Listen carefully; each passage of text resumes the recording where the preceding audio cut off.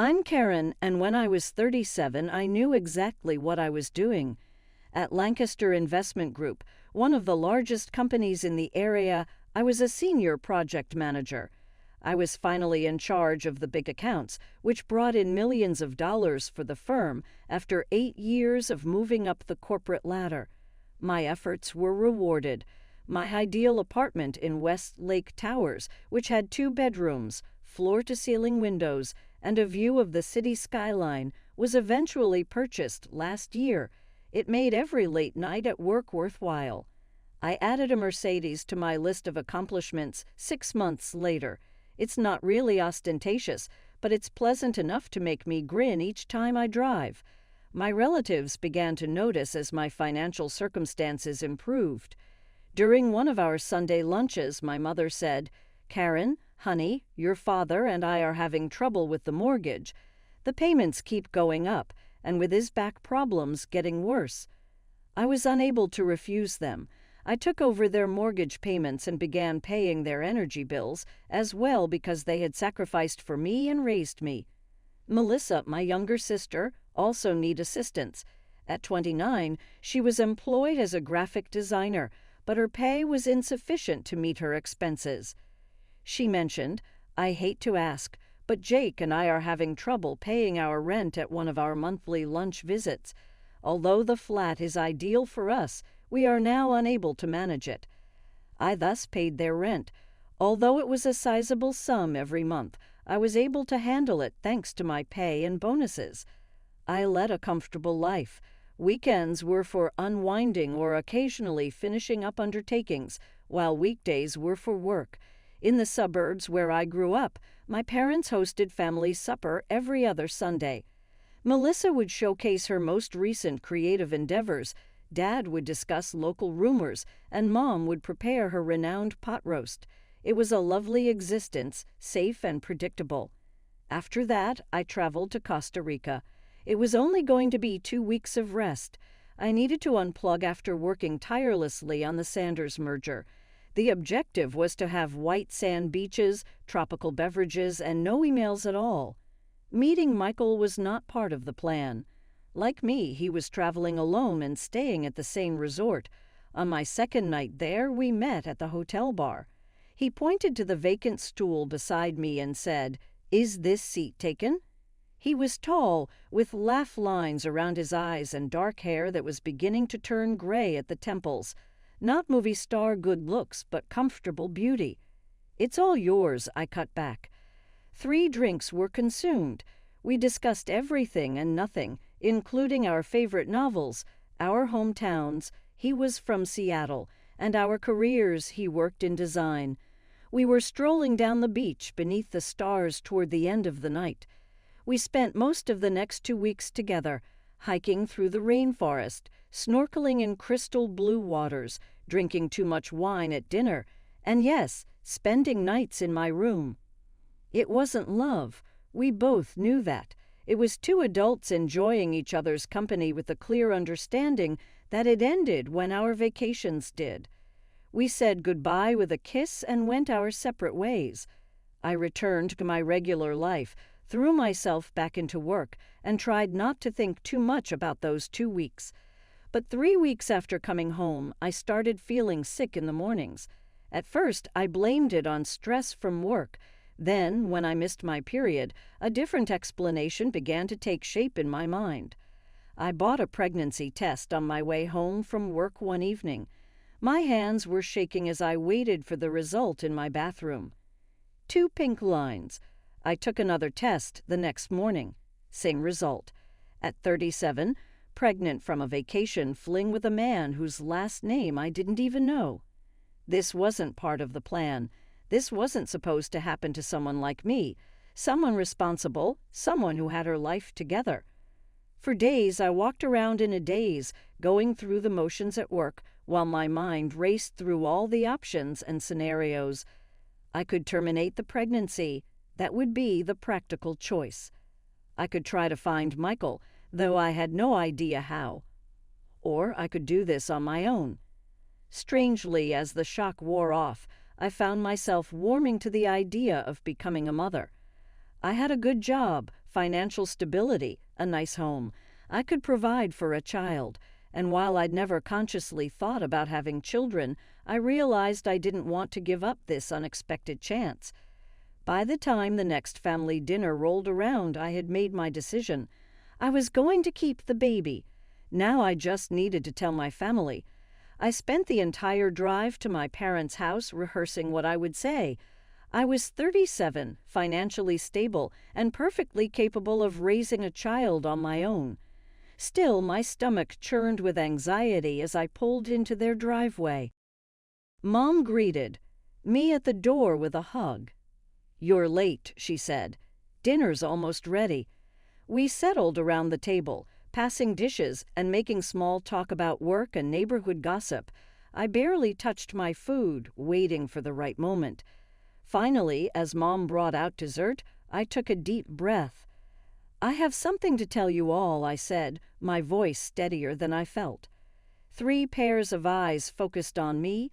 "I'm pregnant, about 7 weeks along." The silence that followed was deafening.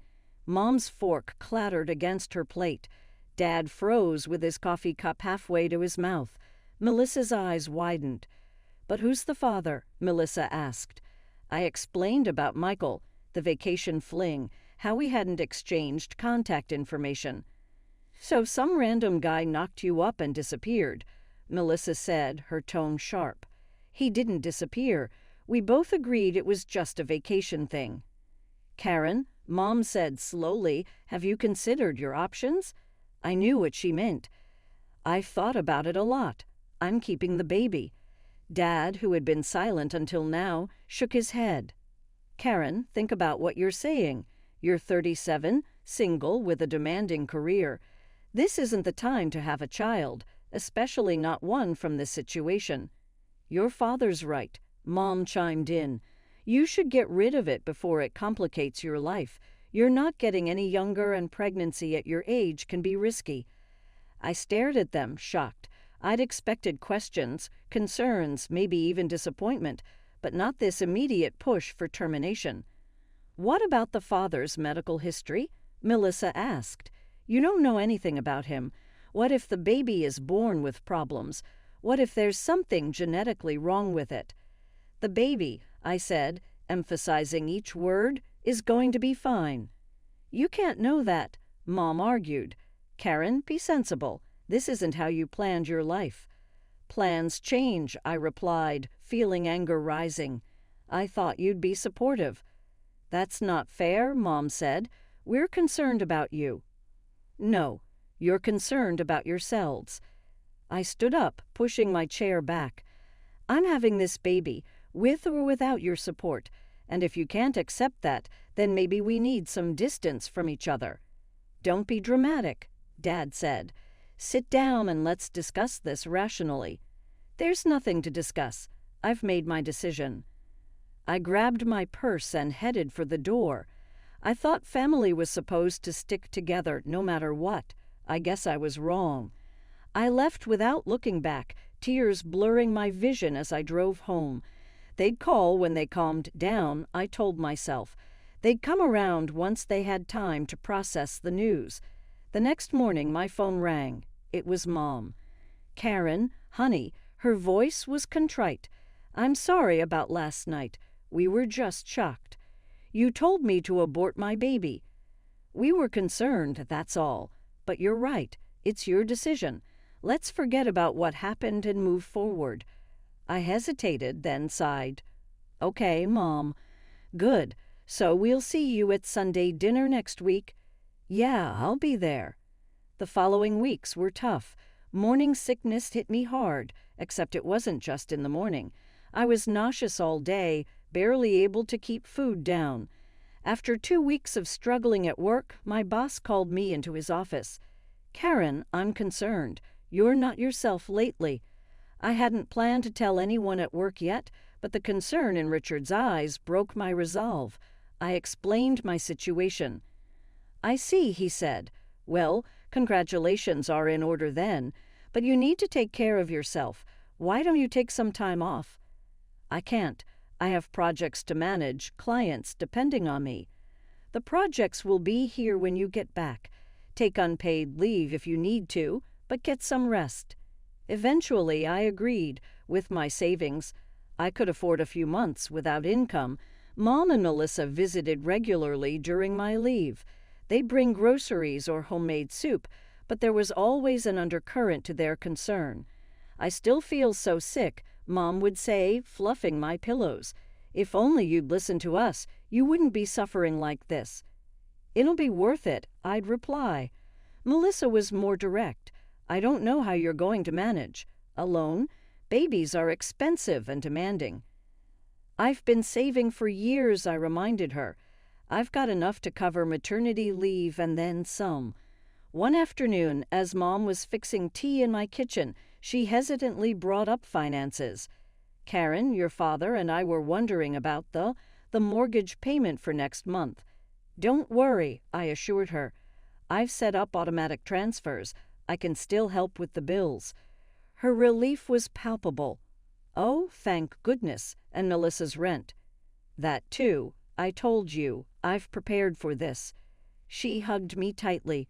"You're such a good daughter." As she left that day, I couldn't help wondering if her concern was genuinely for me or for the financial support I provided, but I pushed the thought away. They were family. Of course they cared about me. My pregnancy dragged on through seasons of discomfort. The morning sickness eventually subsided, only to be replaced by backaches, swollen feet, and a constant feeling of exhaustion. But with each ultrasound, each tiny kick, I grew more certain I'd made the right decision. "It's a boy," the technician told me during my 20-week scan. A son. I was going to have a son. I'd asked Melissa to come with me that day, hoping to build some enthusiasm in at least one family member. She sat beside me, watching the screen with an unreadable expression. "Isn't it amazing?" I asked, pointing to the perfect outline of his profile. "Mom," she replied, then quickly changed the subject. "So, have you talked to HR about your maternity leave? How long will you be away from work?" The question beneath her question was clear. "How long will your income be reduced?"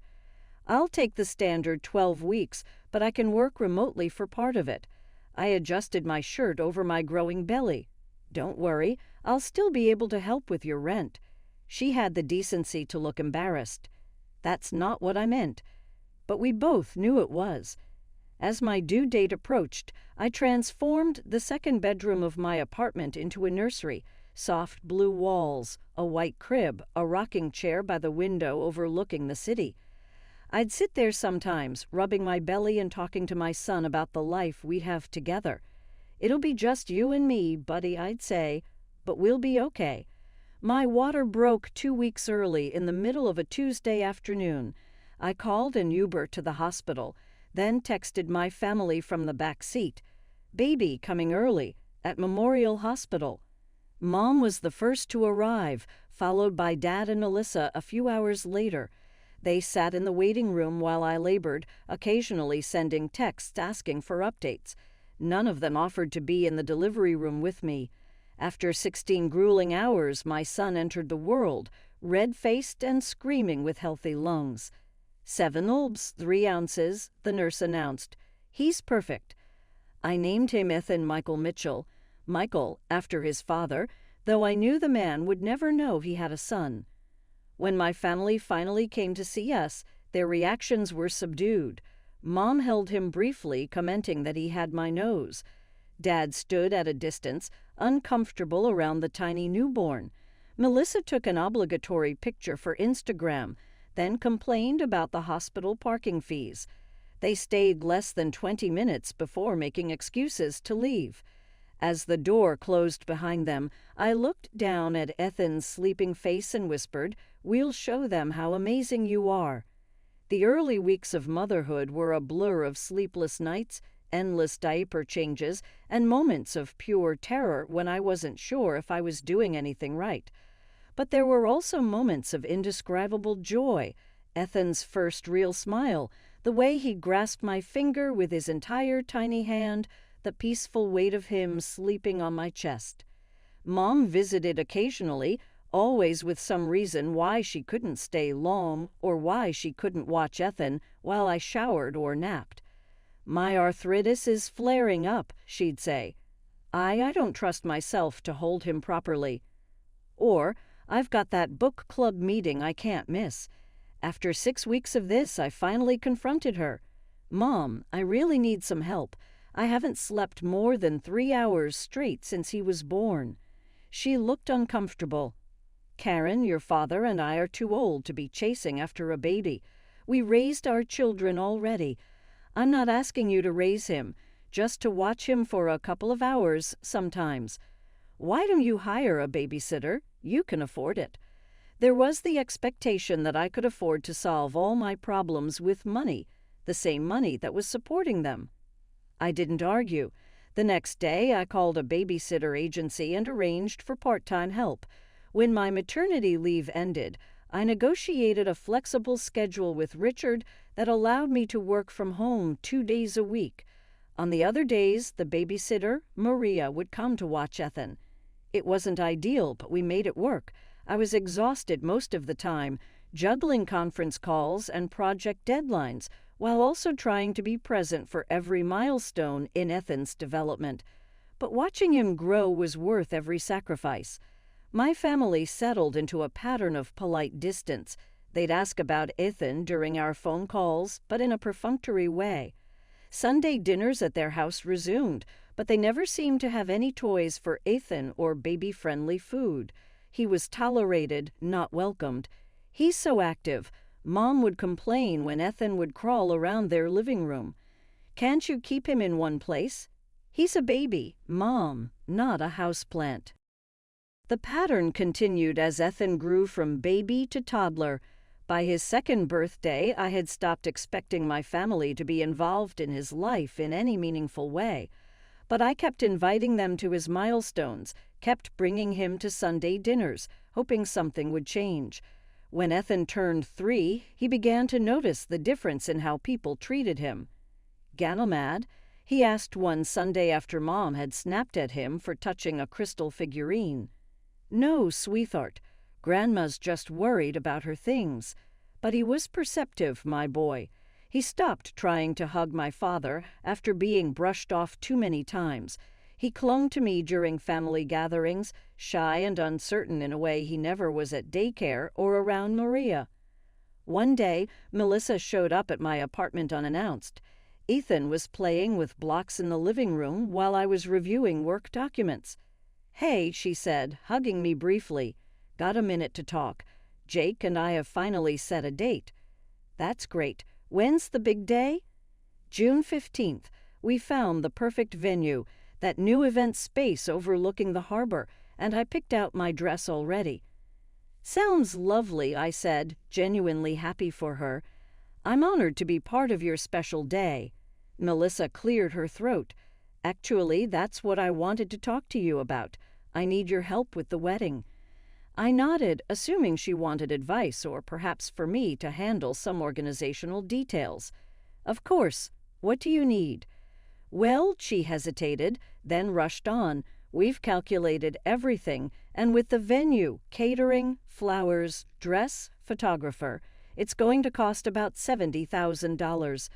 I nearly choked on my coffee. $70,000? That's a lot. "It's actually quite reasonable for a proper wedding these days," she said defensively. "Anyway, we were hoping you could help us out financially. I looked at her in disbelief.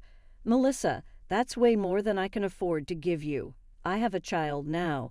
I have expenses, savings for his education, my own retirement to think about." Melissa's gaze shifted to Ethan, who was now back at his blocks. I could have sworn I saw a flash of resentment in her eyes. "Fine," she said coldly, standing up. "I'll talk to Jake and see what we can figure out."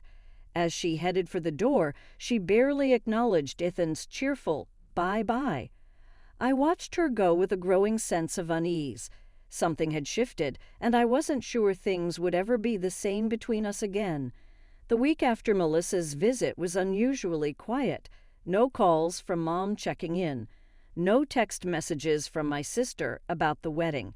The silence was strange, but I was too busy with work and Ethan to dwell on it. Then Friday evening I noticed Melissa had posted on Instagram, "Family dinner tomorrow night. Can't wait." I frowned at my phone. No one had invited me. I texted Mom, "Dinner tomorrow night." 3 hours later, she replied, "Oh, just a small thing. Didn't think you'd want to bring Ethan out so late." It was a flimsy excuse. Our family dinners were always at 6, well before Ethan's bedtime. I was being deliberately excluded. "Okay," I texted back, not wanting to start an argument. Saturday evening, I was giving Ethan his bath when my phone chimed with a new message. It was from Melissa, a video. I assumed it was something cute she wanted to share, so I opened it while Ethan splashed happily in the tub. The video showed my parents' dining room.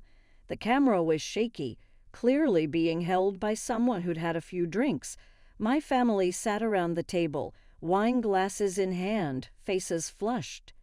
"Here's to us," Dad was saying, raising his glass. "To family," Mom agreed. Speaking of family, Melissa's voice came from behind the camera. Slightly slurred. "Have you noticed how different Karen's been since the baby?" My heart sank as I continued watching. "God, yes," Dad grumbled. "Won't spend a dime on anyone but that kid. Remember when she used to be generous? Now it's all I have to save for Ethan's college, or Ethan needs new shoes." Mom chimed in. "30,000, Melissa complained. "That's all she'd give me for my wedding. She used to be so much more helpful before that burden came along. It would have been better if she listened to us in the first place," Mom said, her words making my blood run cold. "If she'd just gotten rid of it when we told her to, everything would be normal." Dad nodded. "That kid ruined everything. She's not even the same person anymore." "To life before Ethan." Melissa laughed, raising her glass. The others joined in the toast, laughing. The video ended. I sat frozen, still staring at my phone, tears streaming down my face. Ethan splashed water at me, oblivious to my distress. My phone buzzed again, another message from Melissa. "Jake, you've got to see this. It's hilarious." She'd sent the video to me by mistake. It was meant for her fiancé. I quickly saved the video, a cold anger replacing my initial shock. Then I noticed the video had disappeared from our chat. She deleted it remotely, realizing her error. The next morning my phone rang. It was Melissa. "Hey, sis," she said, too brightly. "Everything good with you and Ethan?" "Fine," I replied, keeping my voice neutral. "Why do you ask?" "No reason. Just checking in." She paused. "So about that money for the wedding?" "I'll transfer it soon," I said, hiding my disgust. "Don't worry." "Great. You're the best. Talk later." She hung up, obviously relieved that I hadn't mentioned the video. Instead of sending the money, I logged into my banking app and made different changes. First, I canceled the automatic transfers to my parents' mortgage account. Then I deleted the recurring payment for their utility bills. Finally, I removed the transfer for Melissa's rent. It took a week for them to notice. My phone rang on a Tuesday night. Mom, her voice frantic. "Karen, the bank called. They said our mortgage payment is late. There must be some mistake with your transfer." "There's no mistake," I replied calmly. "I stopped the payments. I've also canceled the utility payments and Melissa's rent." There was a shocked silence. "Karen, we need that money. We can't afford. That's not my problem anymore." "What's gotten into you?" she demanded. "Is this because we didn't invite you to dinner? That was Melissa's idea, not mine." "I have to go, Mom. Ethan needs me." I hung up before she could respond. The next day there was loud knocking at my door. Through the peephole, I could see my parents and Melissa, all looking angry. I considered not answering, but decided it was time to face them. I opened the door and they stormed in. "What the hell, Karen?" Melissa shouted. "My landlord called. The rent's late." I remained calm. "I'd like to show you something." I pulled out my phone and hit play on the video Melissa had sent me by mistake. As they watched, their faces became white. There was a lengthy stillness after it was over.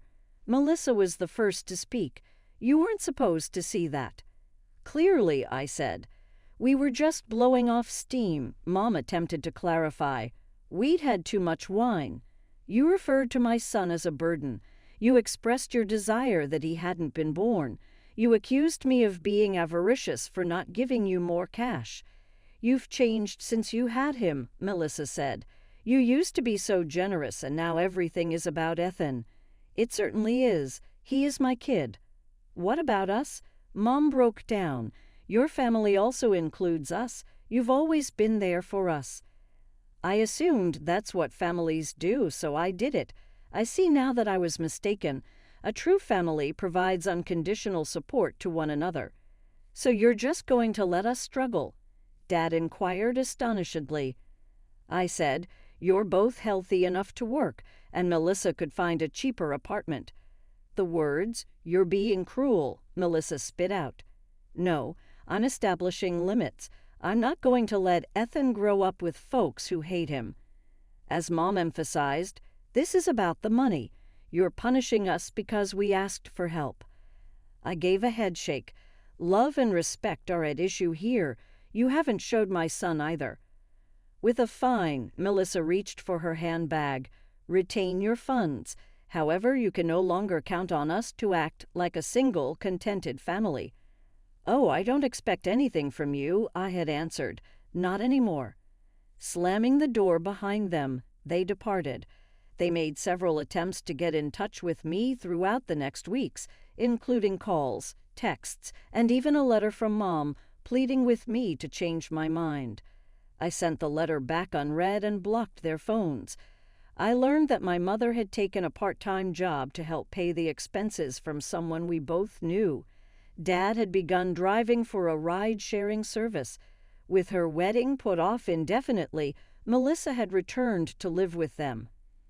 On several evenings, I questioned whether I had been too severe. However, I would know I had made the correct decision when I saw Ethan sleeping soundly, innocently, and flawlessly. I was promoted at work 6 months later. I brought Ethan to the park to celebrate, where I watched him giggle and run in the sunshine. I responded, "Just us, buddy," as he crawled onto my lap to nibble. He smiled up at me and said, "Just us again." "Love you, Mommy." "I also adore you, my love, above anything else." I knew then that we would be all right. It was sufficient that we had each other. More than sufficient. It was all of it.